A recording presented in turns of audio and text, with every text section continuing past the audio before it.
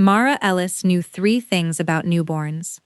They could not lie, they could not hide fear, and no matter how exhausted the woman caring for them became, 2 babies could never cry from 3 different corners of a room. Yet at 2:17 in the morning, inside the most heavily guarded mansion in Vesper City, that was exactly what Mara heard. One cry came from the ivory crib beside the window. Another trembled beneath the painted moonmobile. The third was softer, almost swallowed by the thunder, and it came from a silver bassinet that had not been there when Mara turned off the lights. She crossed the nursery and pulled back the blanket. A baby girl stared up at her with storm-gray eyes. Around one tiny wrist was a black satin ribbon. Beneath her body lay a card marked with the crimson crest of the Vieri crime family. On it, 6 words had been written in fresh red ink. Ask the queen which daughter she buried. Then the nursery door opened behind Mara, and Alpha Alessia Vieri said, very quietly, "Step away from that child." Mara did not move. Alessia Vieri was called many things in Vesper City. The Black Queen, the Widowmaker, the Alpha who had ended a 7-year gang war in 7 minutes. People lowered their eyes when she entered restaurants. Judges answered her calls after midnight. Men who laughed at death stopped laughing when her black cars appeared outside their homes. But none of those stories explained the naked fear on her face as she stared at the 3rd baby. Lightning whitened the windows. The power failed. For 3 heartbeats, the nursery disappeared. When the emergency lights returned, the silver bassinet was empty. Only Alessia's twins remained. And every door in the mansion was still locked from the inside. If that empty bassinet already has you questioning everyone, remember this. The first lie began hours earlier. 6 hours earlier, Mara had arrived at the Vieri estate with 1 suitcase, a nursing license she was no longer allowed to use, and strict instructions not to ask questions. The mansion stood above Vesper City like a dark crown. Cameras followed her beyond black iron gates. By the front steps, Mara had counted 14 guards and 3 scent blockers hidden among the roses. The blockers told her what the guns did not. Alessia feared an Alpha might use instinct as a weapon inside her home. Mara was an Omega who had never fit the world's obedient shape. After 6 years in neonatal intensive care, she could recognize sepsis before a monitor sounded and stay steady while terrified parents came apart. Then she had accused a powerful hospital director of falsifying infant records. The evidence vanished. The director kept his position. Mara lost hers. The Vieri job appeared 3 days later. Double salary, complete confidentiality, and night care for 7-week-old twin girls. It sounded dangerous. Mara came anyway. Vera Sloan, head of security, met her inside. The tall beta had silver temples, a scarred eyebrow, and a smile that never reached her eyes. "The East Wing is forbidden," Vera said, as she led Mara upstairs. "The lower chapel is locked. You will not photograph the children, discuss them outside this house, or bring any unapproved device into the nursery." "And if the house catches fire?" Mara asked. Vera glanced back. "It won't." "That wasn't my question." For the first time, Vera's smile became real, though not kinder. "I see why Ms. Vieri chose you." Mara almost asked why a Mafia queen knew anything about a disgraced neonatal nurse. Before she could, a baby began to wail somewhere above them. Professional instinct pulled her toward the sound. She found Alessia holding one daughter stiffly, while the other cried. The feared Alpha's dark hair had escaped its knot. She had shadows beneath her eyes, milk on one shoulder, and a pistol on the changing table. She looked less like a queen than a woman who had not slept since her children were born. "You're late," Alessia said. Mara checked the antique clock. "I'm 4 minutes early." One perfect black eyebrow lifted. Mara washed her hands and approached. Alessia's scent reached through the blockers. Cedar, winter air, and smoke. Alpha scents usually tightened Mara's instincts. This one carried exhaustion deep enough to soften her irritation. "May I?" Mara asked, holding out her arms. Alessia hesitated before surrendering the crying baby. Mara supported the tiny neck, turned the child against her chest, and felt the problem at once. She swallowed air during her last feeding. The doctor said colic. The doctor was wrong. Alessia's gaze sharpened. Mara placed the infant across her forearm and rubbed between her shoulder blades. 30 seconds later, the child burped and fell silent. The second twin stopped crying too, as though offended that her sister had been comforted first. Mara looked down at the child in her arms. "Which one is this?" "Celia. Her sister is Cora." The twins looked almost identical, but Mara noticed differences immediately. Celia had a faint crescent near her left ear. Cora curled her right hand whenever she became upset. Both smelled of warm milk, and the delicate lavender soap arranged beside the sink. "Their feeding chart is incomplete," Mara said. "My last nanny left suddenly." "Why?" She asked questions. "Then you hired the wrong replacement." For one suspended second, Mara wondered if she had just ended her new career before it began. Then Alessia's mouth curved. It was not quite a smile, but it changed her entire face. "So I did," she murmured. "If you already sense that someone in this mansion knew Mara would count more than twins, stay close. The smallest detail in this room is about to become the most dangerous clue." Alessia explained the routine without unnecessary words. Celia fed first. Cora slept more lightly. Both girls settled to low music, but became agitated by synthetic floral scents. In an emergency, Mara was to press the silver button beneath the rocking chair and wait for security. "You don't leave with them unless I order it," Alessia said. "If smoke is coming under the door, I leave. You wait for me. Your daughter's lungs won't wait for you." The smoky edge of Alessia's scent deepened. It was an alpha warning, unconscious or not. Mara's omega instincts urged her to lower her chin, soften her voice, make herself smaller. She did none of those things. "If you wanted obedience," Mara said, "you should have hired a soldier. You hired a nurse." Alessia stepped closer. She was only inches away now, powerful enough that Mara could feel her presence like heat against her skin. But when she spoke, her voice had lost its command. "Keep them alive, Mara, even if that means disobeying me." It was the first time she used Mara's name. It was also the moment Mara understood that every rule in the mansion had grown from fear. Alessia left shortly before midnight. For 2 peaceful hours, Mara fed, burped, changed, and settled the twins. She corrected the chart, lowered the room temperature by 1 degree, and removed a decorative pillow that had no safe reason to be inside a crib. At 2:10, thunder rolled over the estate. At 2:14, the camera above the nursery door turned toward the wall. At 2:16, Cora began to fuss. At 2:17, the third baby cried. Now, under red emergency lights, Mara stared at the place where the silver bassinet had stood. Alessia drew her pistol and pressed the hidden security button. Alarms should have screamed. Guards should have flooded the corridor. Nothing happened. Mara picked up the card from the carpet. "Did you see her?" "I saw something." Alessia moved to the cribs and checked each twin with trembling fingers. "Celia? Cora?" "There was a baby in that bassinet." "There was no bassinet when I entered." "You told me to step away from that child." Alessia's eyes met hers. The silence between them became a third presence.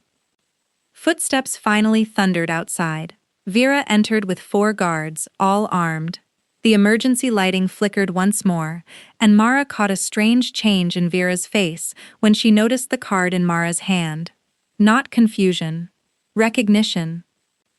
It vanished so quickly, Mara might have doubted herself if she had not spent years reading panic on the faces of parents and guilt on the faces of doctors.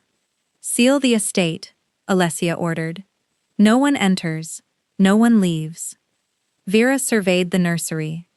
What happened? Someone brought another infant into this room. One guard looked toward the cribs. There are only 2 babies, boss. Mara held up the card. There were 3. Vera took one step toward her. You're tired. New surroundings can distort an Omega's senses. My senses didn't write this note. Give it to me. No. Vera's hand moved toward the weapon beneath her jacket. Alessia placed herself between them. The gesture was fast, almost casual, but everyone in the room understood it. The Mafia queen had chosen the nanny's side. Search every room, Alessia said. And Vera? If you suggest again that Ms. Ellis imagined a child, you can explain yourself from a cell. Vera's jaw tightened. Yes, boss. The guards left. Vera followed more slowly. At the threshold, she turned to Mara. Be certain of what you saw. Memory can become expensive in this house. The door closed. Mara released the breath she had been holding. She threatened me. Yes. You don't seem surprised. Vera threatens everyone. Does she also move babies through locked rooms? Alessia took the card. Her thumb covered the crimson crest, but not before Mara noticed that the symbol had been drawn backward. This isn't my family's mark, Alessia said. It's a mirror of it. What does that mean? It belonged to my sister. Mara looked at the empty patch of carpet. The daughter you buried? Alessia's expression closed. My sister Elena died 12 years ago. Did you see her body? The alpha went perfectly still. That was answer enough. Would you have trusted Alessia in that moment, or assumed the queen was hiding the worst part? Hold on to your answer, because Mara is about to discover that one of the 2 babies in the nursery is not who everyone thinks she is. The estate search lasted until sunrise. Every room and vehicle was searched. Dogs walked the walls. The cameras showed no intruder or silver bassinet. On the recording, Mara moved alone and bent over empty air. When Alessia entered, the screen dissolved into static for 11 seconds. Then there were 2 cribs, 2 babies, and no evidence that anything else had existed. Vera wanted Mara removed from the estate. Alessia refused. You should reconsider, Vera said from the doorway, as gray dawn filled the nursery. If she staged this, keeping her near the twins is reckless. Mara was too tired to be diplomatic. If I staged it, I'm talented enough that firing me won't protect you. Alessia hid another almost smile by turning toward the window. Vera did not bother.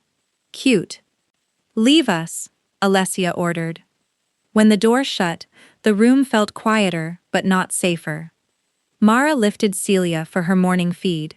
The baby latched onto the bottle, drank twice, then turned her head away. Mara frowned. What? Alessia asked immediately. When did Celia last refuse a bottle? Never. Mara brushed a finger beneath the baby's left ear. No crescent. Her pulse began to climb. She checked the right hand. The fingers stayed open. This child was neither Celia nor Cora. The black satin ribbon was gone, but a faint line circled her tiny wrist where it had been tied. Mara crossed to the other crib. Cora lay sleeping inside, her right fist curled beneath her chin. There was no Celia. During the 11 seconds of darkness, someone had taken Alessia's daughter and left the 3rd baby behind. Mara turned, still holding the stranger's child.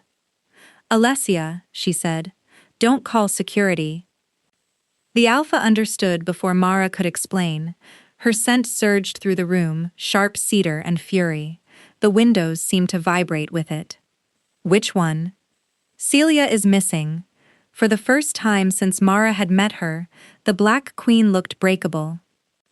Then the mobile above the crib began to play by itself, not the soft instrumental song from earlier. A woman's recorded voice filled the nursery, thin with static but unmistakably alive. If you want your daughter back, Alessia, bring my baby to the chapel. Come before noon. Come without Vera. Alessia whispered one word. Elena. Do not look away now. The missing twin is only the first thing stolen from this family. Mara reached for the hidden security button, but Alessia caught her wrist. No. Her grip was firm, not painful. The instant Mara looked down at it, Alessia released her. The message said not to call Vera. Alessia continued. Until I know why, we trust no one connected to the security system. That leaves you, me, and 3 infants, one of whom is missing. 2 infants. Mara tilted the child in her arms just enough for Alessia to see the faint ribbon mark. You still don't believe I saw her? Alessia looked at the baby for a long moment. Fury drained from her scent, leaving grief beneath it. I believe you. The words cost her something. Mara placed the unknown baby in the warmed bassinet they used for changes. She examined her carefully, 7 or 8 weeks old, healthy weight. A small heel prick showed recent medical testing. There were faint bruises where adhesive monitors had been pulled from her chest. Whoever had cared for her understood newborns but had left in a hurry. Inside the child's diaper, Mara found a strip of linen embroidered with a backward crimson crown. Alessia sank into the rocking chair. Elena made that symbol when we were children, she said. Our father's crest was on every gate, glass, and gun in this house. Elena hated what it stood for. She drew it backward and said one day she would make the family face itself. You said she died. I said she was dead. Those are different sentences. Alessia's gaze stayed on the child. 12 years ago, Elena discovered that our father was moving trafficked Omegas through the eastern docks. She copied his records and tried to take them to the authorities. He ordered me to bring her home. Did you? I found her before his men did. I gave her cash, a new identity, and a car. Then I pushed her vehicle into the river and told my father she had been inside it. Mara understood the empty grave now. You buried a coffin so she could live. I was 21 and not yet powerful enough to kill him. Alessia's voice hardened. 4 years later, I was. There was no pride in the confession. Only fact. The baby stirred. Alessia reached toward her, then stopped before touching the blanket. You think she's Elena's, Mara said. She has our mother's eyes. Then Elena came back. Or someone found her. Cora began to fuss in the crib. Mara lifted her with one arm, keeping the unknown child within sight. Alessia watched her move between them, and something unguarded passed through the alpha's face. What? Mara asked. Nothing. You're a terrible liar. People usually tell me the opposite. People are usually afraid you'll shoot them. And you aren't? Mara met her eyes. I haven't decided. For the first time, Alessia truly smiled. If you love a slow-burn sapphic romance wrapped around a dangerous mystery, subscribe now. Mara has earned the Queen's attention, but earning her trust may cost much more. They moved both babies into the nursery's panic room, a hidden chamber behind the bookcase with filtered air, reinforced walls, and supplies for 3 days. That last detail bothered Mara. Every shelf held sets of 3 packages of newborn diapers, 3 formula dispensers, 3 thermal blankets. Even the emergency carrier had 3 padded compartments. Was this room stocked before the twins were born? Mara asked. Alessia checked the lock. Vera supervised it. Then either she plans for babies to multiply during emergencies, or she knew a 3rd child might come here. Alessia's expression cooled. Stay inside. Open the door only for me. Where are you going? To the chapel. Alone? That was the instruction. The instruction came from a recording that could have been made with a gun against Elena's head. You walk in alone, you give the person holding Celia exactly what they want. Alessia checked the magazine in her pistol. And what do you suggest, Nanny? Mara glanced at the emergency carrier. I suggest we make them believe you followed instructions. 10 minutes later, Alessia crossed the south lawn with the carrier in one hand. A blanket concealed its interior. From the upstairs windows, it would appear she was bringing Elena's baby to the chapel. The carrier was empty. Mara followed through a service corridor with both babies secured against her chest in a double sling. It was not the arrangement she would have chosen, but leaving them in a panic room, designed by Vera, felt worse. Alessia had objected until Mara reminded her that Celia had been stolen from a locked nursery while surrounded by guards. The old chapel stood at the edge of the family cemetery. Rain darkened its stone walls. No one had worshipped there in years, but candles burned behind the stained glass windows. Alessia entered through the front. Mara slipped through the narrow sacristy door and waited behind a velvet curtain. Cora slept against her left side. Elena's baby breathed softly against her right. "I brought the child," Alessia called. Her voice echoed among the pews. A telephone began to ring on the altar. Alessia answered it without lowering her weapon. "Put the carrier beneath the statue," said a distorted voice from the speaker. "Then open your father's vault." "Let me hear Celia," a baby cried through the phone. Mara's body responded before her mind did. Every Omega instinct strained toward the sound. But there was something wrong with the cry. 2 short gasps, 1 long wail, a pause, then the same pattern repeated with exactly the same breath between notes. It was a recording. Mara stepped from behind the curtain and shook her head. Alessia's eyes flashed in fury. "That isn't my daughter." The voice on the phone laughed. "You always were difficult." "Vera?" Alessia asked. Silence. Then every chapel door slammed shut. Smoke poured from vents beneath the pews. Not fire. A sweet chemical mist designed to overwhelm scent and consciousness. Alessia seized a brass candlestick and smashed the stained glass window. Cold air rushed inside. Mara pulled the baby's blanket over their faces and moved toward the opening, but Alessia stopped her. "Too much glass. There's another way." She dragged the stone statue beside the altar. Behind it was a narrow iron door. "The family tunnel," she said. "Go." They descended into darkness, while the chapel filled with gas above them. The passage was barely wide enough for Alessia's shoulders. Water ran over the steps. Mara kept one palm over the babies' heads and used the other to feel along the wall. Behind them, the iron door groaned. Someone had entered the chapel. Alessia turned and fired once at the lock. The sound shook dust from the ceiling. The metal mechanism collapsed, sealing the door. Cora woke screaming. The other baby joined her. Their cries ricocheted through the tunnel. "They'll hear us!" Alessia said. "Then move faster." The tunnel split ahead. Alessia chose the left branch. Mara stopped. "No. I grew up here." "And when was the last time you used this passage?" 15 years ago." Mara faced the darkness. A cool current touched her right cheek. Fresh air comes from that direction, and Cora keeps turning her head toward it. Alessia listened. Somewhere far down the right passage, a baby gave a faint, broken cry. "Celia." Keep listening, because the tunnel does not lead to an escape.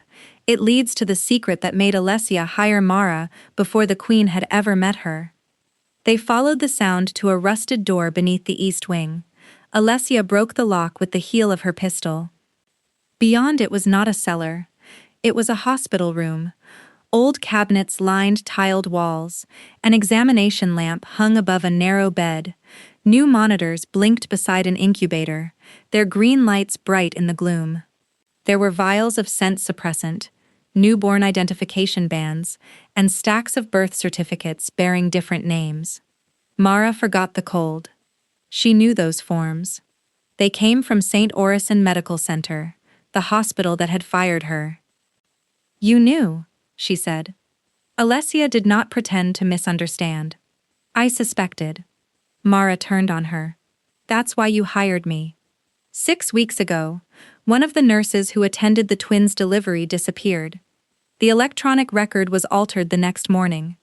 When I searched for other changes with the same signature, I found your complaint against Director Kessler. So you brought me into a house where you believed someone was tampering with babies. I brought in the only person who had noticed his method. Without warning me. If I warned you, the person watching would know I suspected them. Anger rushed hot through Mara. You used me as bait. Yes. The blunt admission hurt more than a lie. Alessia stepped closer, but Mara backed away. Both babies reacted to the spike in her scent, wriggling against her chest. I had people watching you, Alessia said. I believed I could keep you safe. Celia vanished from the room while you were standing in it. Pain crossed Alessia's face. Mara regretted the words instantly, but she did not take them back. A muffled thud came from a cabinet at the far end of the room. Alessia raised her weapon. Mara shifted to place her own body between the cabinet and the babies. The door opened from the inside. A thin woman with cropped black hair stumbled out. Her wrists were bruised, and a strip of tape hung from her mouth. She had Alessia's cheekbones, Alessia's gray eyes, and none of her stillness. You took long enough, she rasped. Alessia's pistol fell to her side. Elena! The sisters stared at each other across 12 stolen years. Then Elena saw the infant against Mara's chest. Anna! She rushed forward. Mara almost resisted, but the child woke at the sound of her mother's voice and reached one tiny hand into the air. Elena gathered her close and began to cry. Alessia stood an arm's length away, looking as if she wanted to embrace them both, but no longer knew how. Elena solved it by throwing her free arm around her sister. The Black Queen closed her eyes. For a few seconds there was no empire, no betrayal, and no gun in her hand. There were only two sisters who had buried each other, and somehow lived. Then Mara noticed the empty incubator. Where is Celia? Elena pulled back. Vera took her. Alessia's tenderness vanished. You're certain? She's the one who found me 6 months ago. She had Kessler deliver Anna in secret and kept us here. Last night, the storm disabled the old tunnel alarm. I got Anna into the nursery, but Vera caught me before I could wake you. She made me record that message. She said she would exchange your baby for mine. Why? Mara asked. Because Alessia plans to close the eastern docks to the scent trade. Mara had heard whispers about the scent trade. Illegal suppressants, synthetic bonding compounds, omegas bought and sold under forged medical identities. Elena pointed toward the false birth certificates. Vera rebuilt our father's business beneath Alessia's empire. Kessler changes the records. Vera moves people through the docks. I came back to give Alessia proof. Where is it? Alessia asked. In a black ledger. Vera believes you have it. I don't. Elena's face changed. Then she'll kill Celia when she realizes that. Mara turned toward the monitors. A transport log sat beside them, the top page torn away. The sheet beneath it held the faint pressure marks of whatever had been written above. She angled it toward the examination light. Pier 9, 11:45. They had less than 20 minutes. If you want the extended, darker stories and premium GL content, open the Patreon link in the bio or the community post. For now, come back to Pier 9, because the Queen is about to learn what Mara is willing to risk for her daughter. Alessia called the only 3 guards whose loyalty predated Vera and ordered them to secure Elena, Anna, and Cora in the tunnel room. Elena protested, but her legs could barely support her. Mara handed Cora over reluctantly. You stay too, Alessia told her. No. Mara. Vera expects you. She knows how you think. She doesn't know me. You're a neonatal nurse, not a soldier. Exactly. If Celia is sedated, injured, or used as leverage, your soldiers may not know what to do. I will not put another person I care about in her hands. The words stopped them both. Alessia looked away first. Mara's anger had not disappeared. Alessia had manipulated her into this house. She had made a calculation with Mara's safety and called it protection. But the fear in her voice was real, and so was the confession hidden inside it. You don't get to care about me only when it gives you the right to make my choices, Mara said softly. Alessia met her eyes again. Then choose. I'm coming. The alpha gave one reluctant nod. Stay beside me. Ask, don't order. Please stay beside me. Mara did. At Old Pier 9, abandoned warehouses leaned over black water. Rain hammered Alessia's car as she drove through an unmanned gate. No guards followed them. Alessia's loyal team was approaching through the drainage canal, but would not move until she signaled. A cornered beta who had built an empire beneath another woman's feet was worse than any gunman. What is your plan? Mara asked. Offer Vera what she wants. Get Celia close. Kill anyone between us and the exit. That is not a plan. That is an intention with bullets. Alessia glanced at her. Do you criticize everyone who rescues you? Only the ones I'm beginning to like. The car slowed. You shouldn't like me, she said. Probably not. I lied to you. Yes. I put you in danger. Also yes. You're making a terrible argument for yourself. Mara looked at the warehouse. When we leave, you will owe me honesty. What happens after that depends on what you do with it. Alessia switched off the engine. When we leave, she repeated, like a promise to them both. Before they stepped into the rain, Alessia removed her coat and placed it around Mara's shoulders. Cedar and winter air surrounded her. The gesture should have felt possessive. Instead, because Alessia waited for Mara to accept it, it felt like armor. At the warehouse door, Mara caught her hand. Celia first, she said. Revenge later. Celia first, Alessia agreed. If you were Mara, would you walk into that warehouse beside a woman who had deceived you, but was finally learning to ask? Keep that answer close. The next choice will decide whether love begins here or ends before it can speak. Inside, white work lights illuminated a circle on the concrete floor. Vera stood at its center with a gun and a portable infant carrier at her feet. Celia was inside. A clear rain cover had been zipped over the carrier, trapping heat and muffling her weak cries. Director Kessler waited beside Vera in blue medical gloves. Mara's disgust sharpened. The man who had called her unstable before the hospital board, who had erased records and ruined her career, now refused to meet her eyes. The disgraced nurse, Vera said. Alessia does collect damaged things. She found your hidden clinic in less than a day, Alessia replied. I'd say you're the damaged one. Vera pressed her gun against the carrier. The ledger. Alessia held up a black flash drive. Celia comes to us first. You are in no position to negotiate. Mara studied the baby rather than the weapon. Celia's face was too red. Her breaths came rapidly, and her lips opened with each inhale. That cover is restricting airflow, Mara said. Remove it. Kessler scoffed. She's fine. Her chest is retracting. Vera did not look down. If she stops breathing, you lose your leverage, Mara said. Let me stabilize her. Stay where you are. Then watch her. The skin between her ribs pulls inward every time she breathes. She needs cooler air, and the sedative you gave her is suppressing her respiratory drive. That made Alessia's scent change. Mara felt the alpha's rage gather beside her, but she did not move. Vera looked to Kessler. He hesitated half a second too long. Let her check, Vera ordered. If she tries anything, shoot the queen. Stay with Mara here. One wrong move will leave Celia without a mother. Or a chance to breathe. Mara walked into the circle. Every step felt louder than the rain.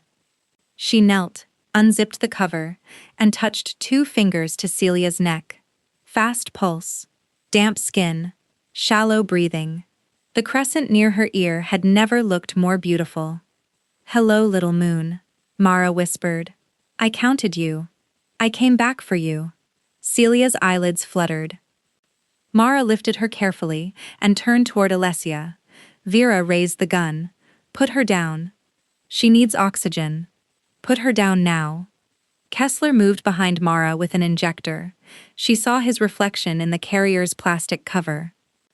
She waited until his hand reached for her shoulder. Then she drove her heel onto his foot and dropped low. The injector struck Vera's thigh.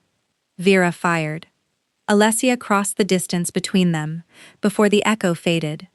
She knocked the weapon aside, but the bullet tore across her upper arm. Mara curled over Celia and crawled behind a steel support. Kessler ran toward the loading doors. Mara pulled the silver emergency button from her pocket and pressed it. She had removed it from beneath the nursery rocking chair before leaving the estate.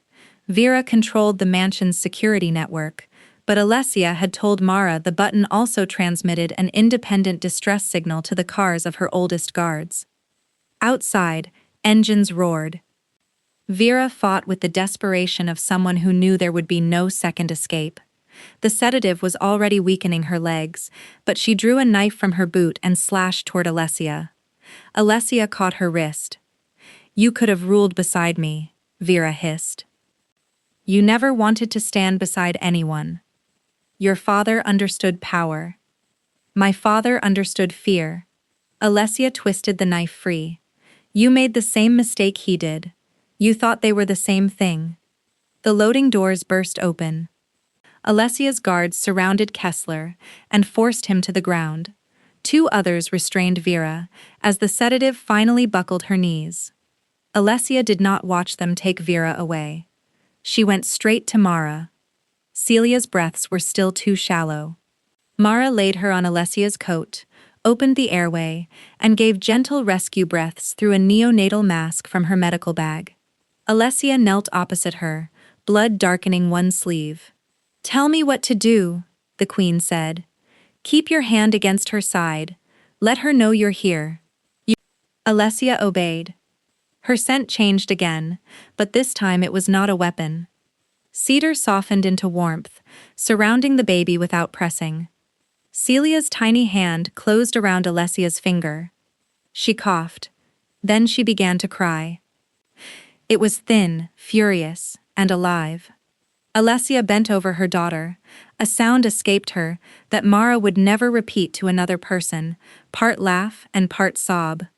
Mara realized she was crying too. "Stay with them a little longer. The danger is over, but the hardest truth is still waiting, because saving someone does not erase the lie that brought her into your life." By sunset, the Vieri estate had become three places at once: a crime scene, a field hospital, and a home trying to remember how to breathe. Kessler's records were recovered from the underground clinic. Elena's black ledger turned out not to be a single book, but a protected archive she had divided among 12 medical files. Together, they named every buyer, every bribed official, and every omega moved through the eastern docks. Vera had spent years assuming Alessia's mercy toward her sister was weakness. In the end, that mercy created the witness who destroyed her. Elena refused a hospital. Mara cleaned her wounds in a guest room, while Anna slept beside her. Cora and Celia were examined twice and declared safe.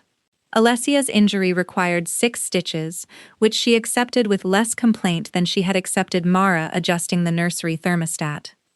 Only after midnight did the house become quiet. Mara stood alone in the nursery, looking at 3 sleeping babies. This time, she knew all their names. Cora slept beneath the moonmobile, one fist curled beside her cheek. Celia lay near the window, the crescent by her ear visible in the nightlight. Anna rested in the silver bassinet that guards had recovered from the tunnel. 3 breaths, 3 heartbeats, no secrets between them. "You should be sleeping," Alessia said from the doorway. Her wounded arm rested in a sling. Without her jacket and weapons, she looked younger, less like the Black Queen. More like the exhausted mother Mara had met the evening before. "So should you." Alessia entered but kept several feet between them. "The money for your full contract has been transferred. There is a car waiting if you want to leave." Mara looked at her. "Are you firing me? I'm giving you the choice I should have given you at the beginning." There it was. No command, no manipulation disguised as protection. Just an open door. "And if I stay?" Mara asked. Hope flickered across Alessia's face, so quickly that another person might have missed it. Then I tell you everything, she said. Every threat, every plan, every ugly truth about this family. You decide what risks belong to you. As your employee? Alessia glanced toward the cribs. That is the part I don't know how to ask. Mara stepped closer. Try. The alpha who could command a city seemed suddenly uncertain of a single sentence. Stay because my daughters need you, Alessia said. Stay because Elena trusts you, though she has known you for half a day. Stay because this house has felt alive since you argued with me in it. Her voice lowered. But if none of those reasons are enough, stay because I want the chance to become someone you could choose. Mara's heart gave one hard beat. You don't need to become harmless, she said. You need to become honest. I can do that. You'll make mistakes. Almost certainly. I'll argue with you. I'm beginning to depend on it. Mara stopped close enough to feel the warmth of her. And if I stay tonight, I am still the nanny. Nothing happens because you're my employer, or an alpha, or because danger made everything feel larger. Alessia nodded. Nothing you do not choose. Good. Mara touched the uninjured side of her face. This, she whispered, I choose. She kissed her. It was not the desperate kiss of two women who had almost died. It was slow and careful, a question asked and answered more than once. Alessia did not pull Mara closer until Mara curled a hand into her shirt. Her cedar scent deepened, not demanding submission, only offering warmth. Behind them, Anna made a sleepy sound. They separated, smiling. 3 babies, Alessia murmured. Perhaps I should triple your salary. Now you're learning romance. If Alessia's honesty earned one more chance from you, tell me now, would you have stayed in the mansion or taken the waiting car and protected your heart? 3 months later, sunlight filled the nursery. Elena and Anna moved into the West Wing, while Elena testified against Vera's network. The Eastern Docks became a protected medical center for Omega's escaping coercive contracts. People in Vesper still called her the Black Queen. They simply began to mean something different by it. Kessler's arrest restored Mara's nursing license. Instead of returning to St. Orison, she opened a neonatal clinic in Alessia's new center and still took nursery night shifts whenever she wanted. She was no longer paid as a nanny. Alessia had tried to triple the salary. Mara had made her donate it to the clinic. Their courtship moved more slowly than the rumors wanted. Dinners after the babies slept. Quiet walks beyond the cypress trees.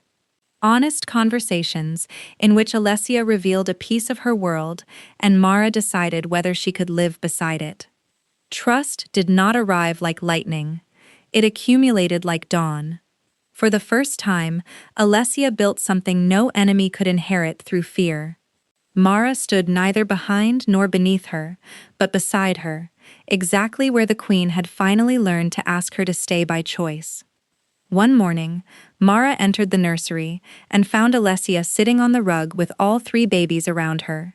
Cora held one of her fingers. Celia had stolen the silk tie from her collar. Anna was asleep against her chest. I need assistance, Alessia said with royal dignity. The feared Queen of Vesper defeated by women under 6 months old. They had superior numbers. Mara sat beside her and freed the tie from Celia's grip. Alessia leaned over and kissed her temple. There were still guards at the gates. There were still enemies in the city.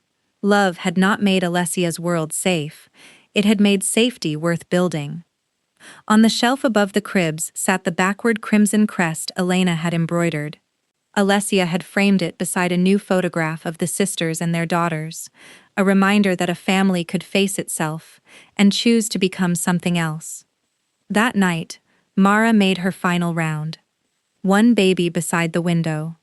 1 beneath the moon. 1 in the silver bassinet. She counted 3 and smiled. Then she noticed a white envelope beneath the nursery door. Inside was a photograph of Mara leaving St. Orison 6 months before Alessia claimed to have discovered her name. On the back, someone had written a single line. Vera did not choose the nanny. I did. Mara looked toward the camera above the door. It slowly turned to face the wall. The 3 babies continued sleeping. And somewhere inside the mansion, a locked door opened. So tell me in the comments, who do you think chose Mara, and should she tell Alessia immediately or investigate alone? If you want part 2, comment count again, because the next secret may prove that the 3rd baby was only the beginning.